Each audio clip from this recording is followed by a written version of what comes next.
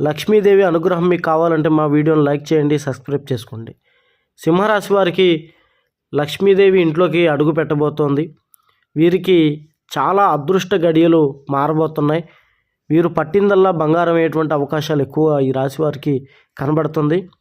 లక్ష్మీదేవి ఎప్పుడైతే గడపలో ప్రవేశిస్తుందో వారు ఏ పని చేసినా కూడా అద్భుతంగా కలిసి వస్తుంది. వ్యాపారాల్లో రెండింతలు సంపాదిస్తారు. ఎక్కడ పెట్టుబడి పెట్టినా కూడా అది పదింతలై తిరిగి వస్తుంది.